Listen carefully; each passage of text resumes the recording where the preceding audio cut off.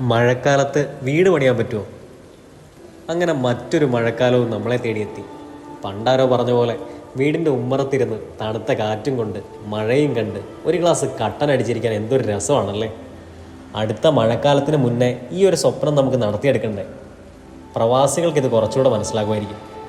മണലാരണ്യങ്ങളിൽ ചൂടും സഹിച്ച് കഷ്ടപ്പെടുമ്പോൾ നാട്ടിൽ വന്ന് ഇതുപോലെ സ്വന്തം വീട്ടിൽ ഒരു വർഷകാലം ചെലവഴിക്കുക എന്ന് പറയുന്ന ആ മനോഹരമായിട്ടുള്ള സ്വപ്നം, അല്ലെങ്കിൽ മലയാളി മനസ്സ് വെച്ചാൽ നടത്താൻ പറ്റാത്ത എന്താ ഉള്ളതല്ലേ. വീട് പണിയാനായിട്ട് ഞങ്ങളുടെ അടുത്ത് വരുന്നവർ പറയും, ഈ മഴക്കാലം ഒന്ന് കഴിഞ്ഞോട്ടെ എന്ന്. ഞങ്ങളപ്പോൾ അവരോട് പറയുന്നത്, മഴക്കാലത്തും വീട് പണിയാം. കാരണം പുതിയ മണ്ണിനും മരത്തിനും ജീവൻ നൽകുന്ന മഴയ്ക്ക് നമ്മുടെ വീടിന് ശക്തി നൽകാൻ കഴിയുമെന്ന് പഴയകാല വീട് ശില്പികൾ പറയാറുണ്ട്. അത് സത്യവുമാണ്.